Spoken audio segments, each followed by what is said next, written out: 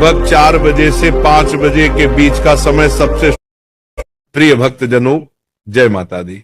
नवरात्रि के पावन दिन पूरे विश्व में शक्ति की साधना और माता रानी की उपासना का पर्व लेकर आते हैं। इन 9 रातों का हर क्षण शुद्धता, अनुशासन और आध्यात्मिक ऊर्जा से भरा हुआ होता है। व्रत रखने वाले भक्तों के लिए यह केवल आहार का संयम नहीं, बल्कि विचारों, व्यवहार और दिनचर्या का भी तप है। आज हम विस्तार से समझेंगे कि नवरात्रि के 9 दिनों में एक साधक की दिनचर्या कैसी होनी चाहिए ताकि शरीर, मन और आत्मा पूरी तरह माता दुर्गा की कृपा से भर सके। 1. ब्रह्म मुहूर्त में जागरण। नवरात्रि में दिन की शुरुआत सूर्योदय से पहले ब्रह्म मुहूर्त में करना अत्यंत महत्वपूर्ण है। लगभग 4 बजे से 5 बजे के बीच का समय सबसे शुद्ध और ऊर्जा से परिपूर्ण माना जाता है। नींद से उठते ही सबसे पहले माता का स्मरण करें और आचमन कर महत्वपूर्ण माना जाता है। देवी दुर्गाय नमः का जाप करें। इसके बाद गुनगुने जल से स्नान करें। स्वच्छ और हल्के रंग के कपड़े पहने। सफेद, पीले या लाल रंग के वस्त्र शुभ माने जाते हैं। 2. प्राणायाम और ध्यान। व्रत का अर्थ सिर्फ उपवास नहीं, बल्कि मन का संयम है। सुबह की शांति में प्राणायाम, अनुलोम विलोम, गहरी श्वास और ध्यान करने से मानसिक स्थिरता आती है। माता की आराधना करने से पहले कम से कम 15-20 मिनट का ध्यान मन को पवित्र और एकाग्र बनाता है। 3. पूजा की तैयारी। नवरात्रि के दौरान घर के मंदिर या पूजा स्थान को विशेष रूप से स्वच्छ रखें। कलश स्थापना के बाद प्रतिदिन सुबह और शाम मां दुर्गा, महाकाली, महालक्ष्मी और महासरस्वती का पूजन करें। पूजन के समय गंगा जल, दीपक, लाल चुनरी, पुष्प, धूप और फल का उपयोग करें। दुर्गा सप्तशती, देवी कवच या सप्तश्लोकी का पाठ करना अत्यंत फलदायी है। 4. आहार नियम।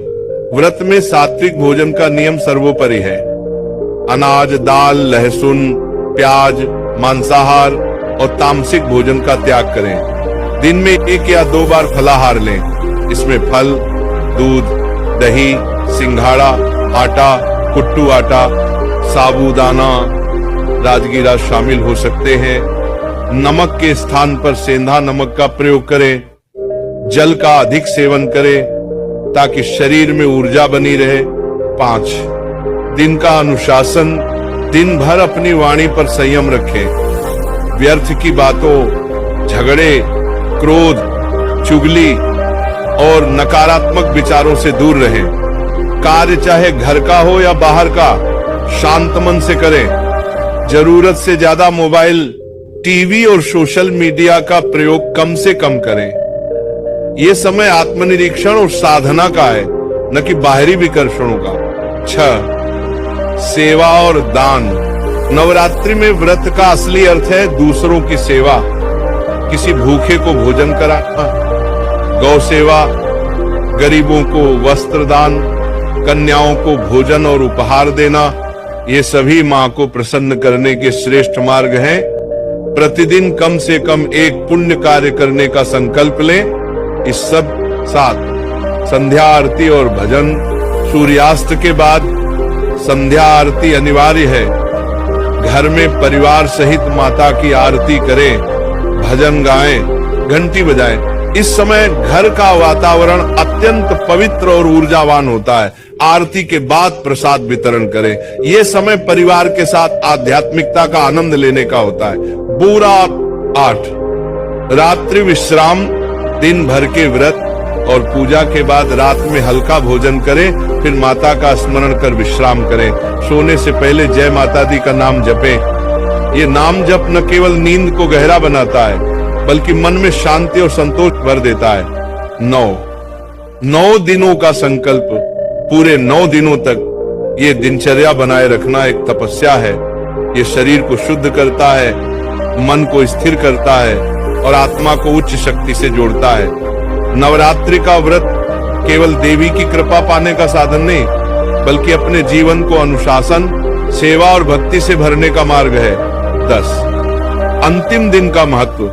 नवमी या अष्टमी के दिन कन्या पूजन और हवन का विशेष महत्व है।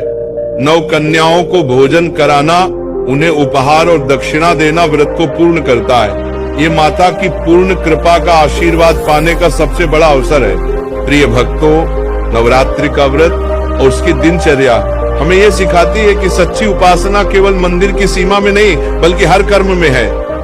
जब हम अपनी आदतों को पवित्र बनाते हैं, वाणी में मधुरता लाते हैं और दूसरों के लिए करुणा रखते हैं, तभी नवरात्रि का व्रत सफल होता है। इसलिए इस नवरात्रि पर यह संकल्प लीजिए कि 9 दिनों की ये अनुशासित दिनचर्या को आप अपने पूरे जीवन की आदत बना लेंगे।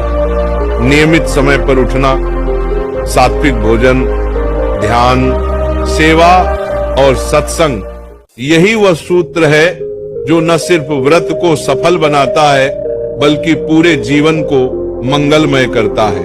मां दुर्गा से यही प्रार्थना है कि उनका आशीर्वाद आप सभी पर बना रहे, आपके घर में सुख, शांति और समृद्धि आए और आपका जीवन सदैव शक्ति और भक्ति से ओतप्रोत